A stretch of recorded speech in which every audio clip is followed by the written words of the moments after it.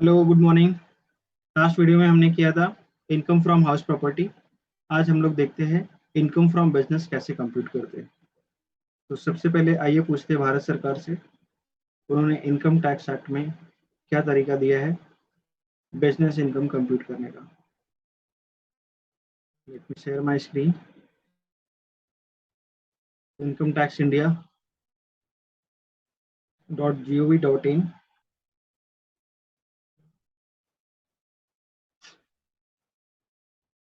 तो यहाँ से मैंने स्क्रीनशॉट निकाला है। चार्जिंग सेक्शन है 28 बिजनेस इनकम का, profits and gain of business और प्रोफेशन। शॉर्ट में लोग इसको पीजीबीपी भी बोलते हैं। ओके, तो section 28 talks about business income. बहुत सारी इसमें बातें लिखी है, ठीक है, बट मैं इसको रीड करने में टाइम वेस्ट नहीं करना चाहता, क्योंकि पता है इनकी भाषा हमें समझ में आती नहीं है। ठीक है, तो हम लोग देखते हैं एकदम सिंपल मैनर में इनकम फ्रॉम बिजनेस कैसे कंप्यूट करते हैं।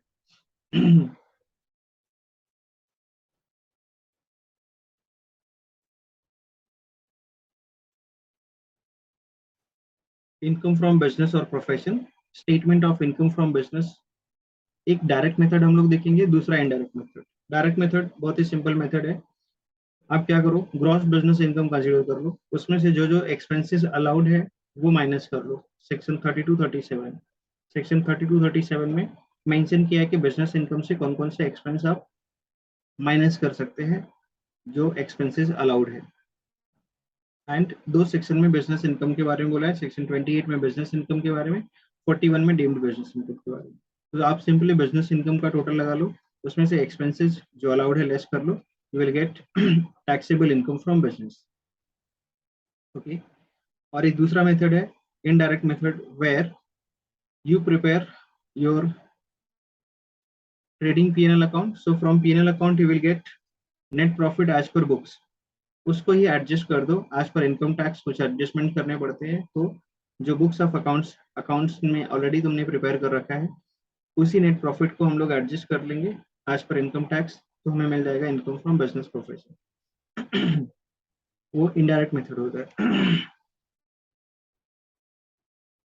सो इन दिस चैप्टर हमें क्या समझना है कि कौन कौन से बिजनेस इनकम है जो हमें कंसिडर करनी है, और कौन कौन सा एक्सपेंस है जो हमें कंसिडर करना है, जो अलाउ करना है, मतलब माइनस करना है। सेक्शन 28 में चार्जिंग सेक्शन में कुछ बिजनेस इनकम के बारे में कुछ एग्जांपल से ये डिस्कस करते हैं। प्रॉफिट और gain of any business profession. Profit on sale of import entitlement licence. जो लोग इंपोर्ट एक्सपोर्ट का बिजनेस करते हैं उनके पास इंपोर्ट एंटाइटलमेंट लाइसेंस होता है। अगर वो लाइसेंस उन्होंने किसी को बेचा, उस पर जो पैसे आए, गेन हुआ, वो बिजनेस इनकम कंसिडर होगा। एक्सपोर्ट इंसेंटिव मिला है, कैश कंपेंसेटरी सपोर्ट और ड्यूटी ड्रॉबैक, ये भी बिजनेस में ही कंसिडर होगा। Amount received under keyman insurance policy.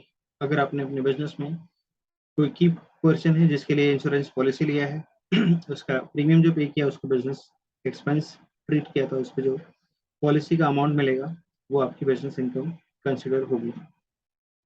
Gift benefit perquisite arising due to business profession. कभी कभी हमारा कस्टमर क्लाइंट हमें गिफ्ट देके जाता है, तो that is because of business connection, वो बिजनेस इनकम होगा। Salary commission bonus interest received by partner from partnership firm. तो पार्टनर को ये सब जो चीजें मिलती है बिजनेस से, उसको हम लोग बिजनेस इनकम कंसिडर करते हैं। पार्टनरशिप फर्म से जो भी कुछ मिला पार्टनर को, चाहे सैलरी के नाम से मिला हो, कमीशन बोनस इंटरेस्ट, ये सब उसका बिजनेस इनकम है। Non compete fees. कभी कभी हमें किसी के साथ बिजनेस में कंपटीशन ना करने के लिए पैसे मिलते हैं, नॉन कॉम्पीट फीस, वो भी बिजनेस इनकम है।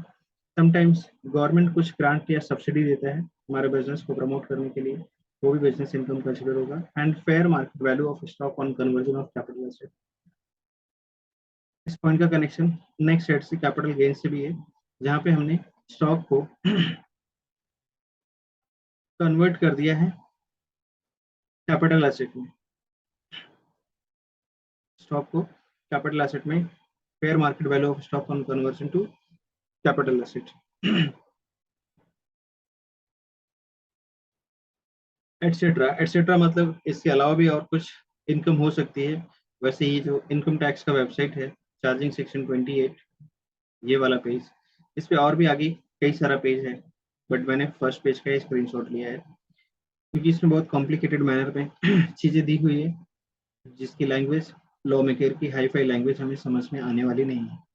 तो इसलिए हम लोग सिंपल तरीके से बिजनेस निकालना, बिजनेस से इनकम फाइंड आउट करना देख रहे हैं। सिंपल काम करना है, जो भी बिजनेस की इनकम है कंसिडर करो, जो अलाउबल एक्सपेंस है वो माइनस कर लो, you will get taxable income from business. तो ये बिजनेस के इनकम हमने डिस्कस किए। कुछ डीम्ड बिजनेस इनकम है, डीम्ड मतलब जो एक्चुअल में बिजनेस इनकम तो नहीं है, बट उसको डीम कर लिया जाता है, मान लिया जाता है कि ये भी बिजनेस का इनकम है। Recovery against any reduction already allowed. आपका कुछ एक्सपेंस हुआ था, कुछ लॉस हुआ था, जिसको पहले हमने अलाउ किया था, मतलब बिजनेस एक्सपेंस कंसिडर किया था, अब उसकी रिकवरी हो गई। For example loss by fire, बाद में इंश्योरेंस कंपनी से क्लेम मिला, तो जो क्लेम मिला है वो डीम्ड बिजनेस इनकम है। बैलेंसिंग चार्ज, कोई एसेट है जिसको हमने ट्रांसफर कर दिया, तो उसका जो डेप्रिसिएशन हमने अलाउ किया था पहले असेट का, अब उससे ज्यादा रिकवर हो गया असेट सेल पे, तो जो एक्स्ट्रा रिकवरी हुई है उसको बोलते हैं balancing charge. Sale of scientific research asset, हमने कोई एसेट लिया था साइंटिफिक रिसर्च पर्पज के लिए, जिसके ऊपर 100 रिडक्शन पहले मिलता है इन दी फर्स्ट ईयर इटसेल्फ, बाद में ये एसेट रिसर्च होने के बाद बेचा, तो जो भी पैसा रिकवर हुआ मीन्स कॉस्ट हमने पहले डिडक्शन ले लिया, अब जो सेल करके रिकवर होगा उसको डीम्ड बिजनेस इनकम मानेंगे। रिकवरी ऑफ बैड डेट, जब बैड डेट होता है तो उसको बिजनेस एक्सपेंस में हम लोग अलाउ कर देते हैं, बट बाद में अगर वो बैड डेट रिकवर हुआ है तो उसको इनकम की तरह ट्रीट करेंगे, डीम्ड बिजनेस इनकम। अब हम बात करेंगे एक्सपेंसेस की। अब एक्सपेंसेस के बारे में हमें यही सीखना है कि एक्सपेंस अलाउड है कि डिसअलाउड है। अगर वो एक्सपेंस जेन्युइन होगा, बिजनेस से रिलेटेड होगा, रेवेन्यू नेचर का होगा तो अलाउ, अदरवाइज डिसअलाउ। तो section 30 talks about rent, repair, taxes and insurance of building. अगर कैपिटल रिपेयर हुआ है तो नॉट अलाउड, उसको कॉस्ट में ऐड करेंगे, एसेट की कॉस्ट में ऐड करेंगे। बाकी सारा खर्चा अलाउड होगा। Repair and insurance of plant and machinery, same point है, बट पहला वाला बिल्डिंग से रिलेटेड था, ये प्लांट मशीनरी एंड फर्नीचर से रिलेटेड है। कैपिटल नेचर का होगा तो नॉट अलाउड, कैपिटल रिपेयर है तो नॉट अलाउड, ये कॉस्ट में ऐड हो जाएगा, असेट की कॉस्ट पर डेप्रिसिएशन मिल जाएगा। बट बाकी सारे जो रेवेन्यू एक्सपेंडिचर होंगे वो सब अलाउड हो जाएंगे। Depreciation as per books not allowed, जो हम लोग बुक्स ऑफ अकाउंट्स में डेप्रिसिएशन चार्ज करते हैं वो एज पर कंपनीज एक्ट होता है, तो उसे हम बोलते हैं एज पर बुक्स, वो डिसअलाउ होता है। बट इनकम टैक्स एक्ट में डेप्रिसिएशन के अलग से रेट और चार्ट है। So depreciation as per income tax allow हो जाएगा। यहाँ पे रेट ऑफ डेप्रिसिएशन है as per income tax act. Building, अगर रेसिडेंशियल बिल्डिंग है तो 5%, कमर्शियल है तो 10%, टेम्पररी स्ट्रक्चर है तो 40%, फर्नीचर फिटिंग्स पे 10%। प्लांट एंड मशीनरी का अलग ग्रुप है, इसमें मोटर व्हीकल है यूज फॉर हायरिंग बिजनेस तो 30%, if asset is acquired and put to use between 23rd August 19 to 31st March 20 to 45%, other motor car पे 15%, if asset is acquired and put to use between this date to 30%, ships पे 20%, aircraft पे 40%, computer laptops पे 40%, books पे 40%। Wind mill and it's equipment, अगर वो install हुआ है 1/4/2014 से पहले तो 15%, उसके बाद इंस्टॉल हुआ है तो 40%। Pollution control equipment 40%, oil wells 15%, other plant and machinery 15%, and for intangible asset rate of depreciation is 25%। आगे चलते डेप्रिसिएशन कैसे कंप्यूट करते हैं टैक्स पर्पज के लिए। सो हम लोग सबसे पहले असेट का ब्लॉक बनाते हैं। असेट का ब्लॉक मतलब asset having same class of asset having same class and having same rate of depreciation, तो उसको हम लोग एक ब्लॉक कंसिडर करते हैं। So opening WDV of block, तो उसमें हम लोग ऐड करेंगे ड्यूरिंग द ईयर जो भी हमने असेट एक्वायर किए हैं। But if asset is put to use for 180 days or more, तो उसको हम अलग शो करेंगे, उससे कम है तो अलग शो करेंगे, बिकॉज जो मोर देन 180 डेज है इस पे फुल डेप्रिसिएशन आता है, और जो लेस देन 180 डेज यूज हुआ है उस पर हाफ डेप्रिसिएशन आता है। Asset acquired but not to use, asset acquire किया है तो ब्लॉक में तो ऐड हो जाएगा बट उस पर डेप्रिसिएशन नहीं आएगा, तो इसको भी हम अलग शो करते हैं।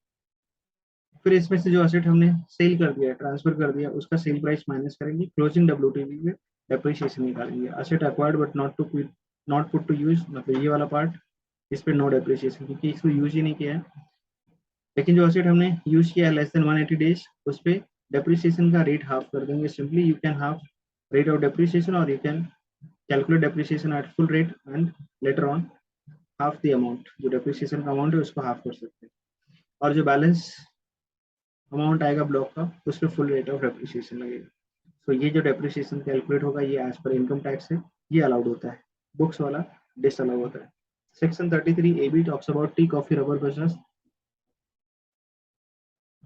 इनके लिए कुछ कंडीशन से प्रिस्क्राइब कंडीशंस फुलफिल करने पे इनको डिडक्शन मिलता है। Actual amount deposited in NABARD और 40% of taxable income from business before this deduction, जो लोअर होगा उस अमाउंट का रिडक्शन होगा, बट कुछ सर्टेन कंडीशंस के साथ।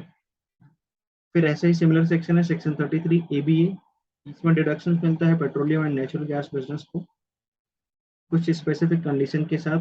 रिडक्शन का अमाउंट है actual amount deposited in SBI site restoration account और 20% of taxable business income before this deduction, जो लोअर होगा उसका डिडक्शन मिल जाएगा। Section 35 talks about scientific research expense. In house research मतलब एंटिटी ने खुद ही रिसर्च किया है। कंट्रीब्यूशन टू आउटसाइडर मींस हमने रिसर्च के लिए पैसे दिए हैं दूसरों को, आउटसाइडर को, और वो रिसर्च कर रहे हैं। इन हाउस रिसर्च में दो पॉसिबिलिटी है, before commencement and during course of business, business शुरू होने से पहले रिसर्च करा लिया, या फिर बिजनेस कंटिन्यू है and during course of business research चालू है। तो जो भी रिसर्च के ऊपर एक्सपेंडिचर होगा उसका डिडक्शन तीन पार्ट में देखते हैं। In house research before commencement, in house हुआ है मतलब रिसर्च हमने खुद कराया है, but before commencement of business, so maximum 3 years before the date of commencement, उससे बहुत ज्यादा पुराना होगा तो उसका रिडक्शन नहीं मिलेगा। Maximum 3 year before the commencement of business. Revenue expense से तो इसमें सैलरी एंड मटेरियल का 100% डिडक्शन मिल जाएगा, अदर एक्सपेंस का डिडक्शन नहीं मिलेगा। कैपिटल एक्सपेंडिचर है उसमें land not allowed, because land को इन्वेस्टमेंट की तरह ट्रीट करते हैं, तो उस पर डिडक्शन नहीं मिलेगा। अदर एक्सपेंस पे 100% डिडक्शन मिलेगा। इन हाउस रिसर्च आफ्टर कमेंसमेंट किया है तो रेवेन्यू एक्सपेंस में 100% डिडक्शन अलाउड, सारे एक्सपेंस रेवेन्यू की। बिफोर वाले में सिर्फ सैलरी एंड मटेरियल अलाउड था, दैट टू सैलरी में सिर्फ एक्सक्लूडिंग परक्विजिट बट यहाँ पे सारे रेवेन्यू एक्सपेंस अलाउड है 100%। बट कैपिटल एक्सपेंडिचर में लैंड पे कभी भी डिडक्शन नहीं मिलेगा, बिकॉज लैंड पे जो भी खर्चा हो रहा है वो इन्वेस्टमेंट है, लेटर ऑन वो सारा अमाउंट रिकवर होने वाला है। अदर एक्सपेंस का 100% deduction. Note if SSC is company engaged in manufacturing or biotechnology business and research is approved, then उसको 100% deduction will be allowed for all expense except land। Land को छोड़ के बाकी सब पे 100% का डिडक्शन मिलने वाला है। अब बात करते हैं पार्ट सी का। अगर हमने आउटसाइडर को कंट्रीब्यूशन दिया है, मतलब आउटसाइडर को पैसे दिए रिसर्च करने के लिए, तो क्या हमें डिडक्शन मिलेगा? If it is given to approved research association, university, college और institution for social and statistical purpose, तो 100% डिडक्शन मिलेगा। साइंटिफिक रिसर्च के लिए दिया है तो भी 100% डिडक्शन मिलेगा। अगर ये कंट्रीब्यूशन हमने टू आईआईटी, नेशनल लैबोरेटरी इनको दिया है फॉर साइंटिफिक रिसर्च पर्पस के लिए, तो 100% डिडक्शन मिलेगा। अप्रूव्ड इंडियन कंपनी जो R&D में एंगेज है, रिसर्च एंड डेवलपमेंट का काम कर रही है फॉर साइंटिफिक रिसर्च, 100% डिडक्शन मिल जाएगा। सेक्शन 35 ABB टेलीकम्युनिकेशन लाइसेंस, जो टेलीकम्युनिकेशन बिजनेस में एंगेज है उनके लिए डिडक्शंस देता है section. Licence obtained before commencement of business, तो उनको डिडक्शन मिल जाएगा। Deduction shall be allowed from the previous year in which business commence till licence expire, जिस साल से बिजनेस शुरू होगा और जब तक लाइसेंस एक्सपायर नहीं हो जाता उस पीरियड में इनको डिडक्शन मिल जाएगा। बट लाइसेंस अगर हमने बाद में लिया है तो डिडक्शन कब से मिलेगा? From the previous year in which licence fee is paid till the licence expire. Section 30/CCC expenditure on agriculture extension project है। लैंड एंड बिल्डिंग पे कभी भी डिडक्शन नहीं मिलेगा, बिकॉज ये कैपिटल एक्सपेंडिचर है। अदर एक्सपेंस का 100% डिडक्शन मिल जाएगा। Section 35 CCD expenditure on skill development project, land and building deduction नहीं मिलेगा। अदर एक्सपेंस का 100% डिडक्शन मिलेगा। This deduction is allowed only to the company. ये प्रोविजन सिर्फ कंपनी एसएससी के लिए है, इंडिविजुअल पार्टनरशिप फॉर्म के लिए नहीं है। Section 35D preliminary expense, reduction is allowed in 5 equal instalment. Preliminary expense के नाम पे जो भी एक्सपेंस है वो 5 इक्वल इंस्टॉलमेंट में इसका रिडक्शन मिलेगा। Amount of reduction will be for company actual amount और 5% ऑफ कॉस्ट ऑफ प्रोजेक्ट और cost of equity whichever is higher. ये लिमिट में जो लोअर आएगा उसका रिडक्शन मिल जाएगा। अदर रेसिडेंट अदर रेसिडेंट के लिए एक्चुअल एक्सपेंस और 5% कॉस्ट ऑफ प्रोजेक्ट जो लोअर होगा उसको रिडक्शन मिलेगा।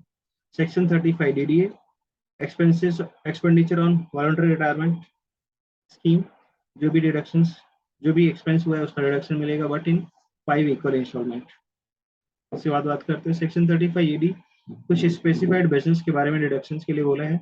This section is optional for RCC, optional है मतलब वो इस सेक्शन का बेनिफिट लेना चाहता है तो ले सकता है, बट यहाँ पे कुछ कंडीशंस है, कंडीशंस फुलफिल करेगा तभी इसका डिडक्शंस मिलेगा, नहीं करेगा तो नहीं मिलेगा, बट ऑप्शनल है, आरसीसी को लेना है नहीं लेना है वो खुद करेगा। 100% deduction is allowed on specified business if prescribed conditions are satisfied। वो स्पेसिफाइड बिजनेस कौन कौन से? कोल्ड चेन फैसिलिटी, मतलब कोई एंटिटी है जो कोल्ड चेन फैसिलिटी ऑपरेट कर रही है, natural gas and cross country pipeline का बिजनेस, hotel of 2 star and above category, hospital with at least 100 beds for patient, housing project of government जैसे प्रधानमंत्री आवास योजना है वैसे कुछ, production of fertilisers in India, inland container depot, honey production, warehousing facility for storage of sugar, warehousing facility for storage of agriculture produce, slurry pipeline for transportation of iron ore, semiconductor wafer fabrication manufacturing unit, developing, maintaining and operating new infrastructure facility। ये सब specified business से इनको 100% deduction मिलता है, but वो सारे deductions conditional है, conditions fulfil करोगे तो डिडक्शंस मिल जाएगा। अब बात करते हैं सेक्शन 36। सेक्शन 36 और 37 हमारे बहुत काम का है, जब हम लोग क्वेश्चन सॉल्व करेंगे तो मोस्ट ऑफ द पॉइंट्स यही सेक्शन से कवर होते हैं, बिकॉज ऊपर जो हमने सेक्शंस देखे वो कंपनी को बिलोंग करता है और हमारे सिलेबस में इंडिविजुअल का टैक्सेस है। बात करते हैं सेक्शन 36 में कुछ स्पेसिफिक डिडक्शंस के बारे में बात किया है, एंड सेक्शन 37 जनरल डिडक्शंस है, सबसे इंपॉर्टेंट है, पे अटेंशन। सेक्शन 36 में क्या बोला है, अगर आपने इंश्योरेंस प्रीमियम पे किया है स्टॉक के लिए, स्टॉक से हमारा बिजनेस होता है, तो उस पे जो भी हमने एक्सपेंस इनकर किए हैं उसका हमें बिजनेस में डिडक्शन मिलना चाहिए, बिजनेस इनकम कंप्यूट करने में उसका हमें डिडक्शन मिलना चाहिए। Health medical insurance premium paid for employees हमारा बिजनेस में काम कर रहे हैं तो उससे रिलेटेड जो हमारा बिजनेस एक्सपेंस है रेवेन्यू एक्सपेंडिचर माना जाएगा, उसके लिए डिडक्शन मिलना चाहिए। बोनस और commission paid to the employees से ही तो हमारा बिजनेस होता है, तो इन पे जो भी हमने खर्चा किया है उसका रिडक्शन मिलना चाहिए। Interest on loan taken for business purpose के लिए लोन लिया है तो इसका रिडक्शन मिल जाएगा। Discount on zero coupon bonds issue किया है जो हैवी डिस्काउंट पे इशू होता है, तो बट डिस्काउंट बिजनेस कूपन का पैसा बिजनेस में ही तो यूज किया है जीरो कूपन बॉन्ड्स का, तो जो डिस्काउंट है वो बिजनेस के एक्सपेंस के लिए कंसिडर हो जाएगा। Employers contribution towards PF superannuation fund ग्रेटिफिकेंट, ये जो एम्प्लॉयर कंट्रीब्यूट करेगा ये सब फंड में या फिर पेंशन स्कीम में इसका रिडक्शन मिल जाएगा, या फिर employees contribution towards PF superannuation fund gratuity fund etcetera. Animal use in the business, कुछ बिजनेस ऐसे होते हैं जहाँ पे एनिमल यूज होते हैं, जैसे डेयरी बिजनेस है, हॉर्स राइडिंग, तो एनिमल बिजनेस में यूज किया है तो उसका डिडक्शन मिलेगा, बट ये animals other than stock and trade होना चाहिए। Bad debt, actual bad debt हुआ है तो उसका डिडक्शन मिल जाएगा, बट प्रोविजंस का डिडक्शन नहीं मिलेगा। फैमिली प्लानिंग एक्सपेंडिचर, बट ये सिर्फ कंपनी के लिए है। 100% रेवेन्यू एक्सपेंडिचर और कैपिटल एक्सपेंडिचर 5 को इंस्टॉलमेंट में मिलेगा deduction. STT securities transaction tax and commodity transaction tax का डिडक्शन मिल जाएगा under this section. Purchase of sugar cane by cooperative society engage in manufacturing of sugar, deductions मिल जाएगा। Mark to market loss और expected loss as per ICDS, ये derivative contract में होता है तो अगर वो कुछ लॉस हुआ है तो उसका भी डिडक्शन यहाँ पे मिलेगा। जनरल डिडक्शंस में क्या बोलता है, एनी एक्सपेंडिचर इनकर्ड और अलाउड एज डिडक्शन इफ कुछ कंडीशन है वो सेटिस्फाई होगा तो सेक्शन 37 में ये जनरल डिडक्शन है, इसमें जो रिमेनिंग एक्सपेंस जो किसी पर्टिकुलर सेक्शन से बिलोंग नहीं करते उनका यहाँ पे डिडक्शन मिल जाएगा। It is a revenue expense and not capital, revenue nature का होना चाहिए, कैपिटल एक्सपेंडिचर का डिडक्शन मिलेगी। It is incurred for business and not for personal purpose, जो एक्सपेंस हुआ है वो बिजनेस पर्पज के लिए हुआ होना चाहिए, पर्सनल पर्पज के लिए नहीं, and it should be legal, illegal expense नहीं होना चाहिए। जैसे किसी को ब्राइब वगैरह दिया बिजनेस के लिए तो ये नहीं बोलना कि बिजनेस के लिए किया है तो डिडक्शन मिलना चाहिए। तो ऐसे करके हम लोग income from business find out करेंगे, जो हमने देखा डायरेक्ट मेथड जिसमें gross business income under section 28 and 41, फिर उसमें से डिडक्शंस माइनस कर देंगे सेक्शन 32 37, अब बात करते हैं, कभी कभी हमारे पास P&L अकाउंट अवेलेबल होता है जो as per books of accounts हमने बनाया है, बट वहाँ पे कुछ एक्सपेंसेस, कुछ इनकम जो बिजनेस में कंसिडर नहीं होते, तो सिर्फ उसको एडजस्ट कर देंगे तो हमें मिल जाएगा income, taxable income from business. तो ये एडजस्टमेंट वाले मेथड को इनडायरेक्ट मेथड बोलते हैं, where we start with net profit as per books, that is as per P&L account.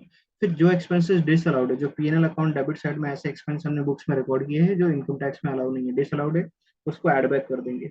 Because ये एक्सपेंस की वजह से हमारा बुक प्रॉफिट रिड्यूस हुआ है, तो इसको एड बैक कर करेक्ट कर देंगे। प्लस नॉन बिजनेस इनकम, हम लोग P&L अकाउंट में बिजनेस का इनकम रिकॉर्ड करते हैं, साथ में नॉन बिजनेस इनकम जैसे बैंक इंटरेस्ट या और कोई अदर सोर्स का इनकम P&L में रिकॉर्ड किया है, तो नॉन बिजनेस इनकम को यहाँ से रिमूव कर देंगे, लेस कर देंगे। फिर हम लोग लेस करेंगे अनरिकॉर्डेड बिजनेस एक्सपेंस, कुछ ऐसा एक्सपेंस जो हमारे बुक्स ऑफ अकाउंट्स में रिकॉर्ड नहीं हुआ, अनरिकॉर्डेड रहेगा, जिसका एडजस्टमेंट हम लोग ईयर एंड पे करते हैं, तो वो अनरिकॉर्डेड बिजनेस एक्सपेंस को लेस करेंगे। ऐड कर देंगे unrecorded business income if any, कुछ है तो अनरिकॉर्डेड बिजनेस इनकम उसको ऐड कर दो, you will get net profit as per income tax. यानी कि हमने प्रॉफिट एंड लॉस अकाउंट का जो नेट प्रॉफिट था P&L अकाउंट का, वो फिगर को ही हमने एडजस्ट करके प्लस माइनस करके टैक्सेबल इनकम फ्रॉम बिजनेस ढूंढा है। इस मेथड को बोलते हैं इनडायरेक्ट मेथड। तो एग्जाम के सम्स मोस्टली ये इनडायरेक्ट मेथड से ही सॉल्व होते हैं। Okay, so this was about income from business. अगला हेड है कैपिटल गेन, इसका डिस्कशन हम लोग नेक्स्ट वीडियो में करेंगे। Thank you so much, bye bye, take care.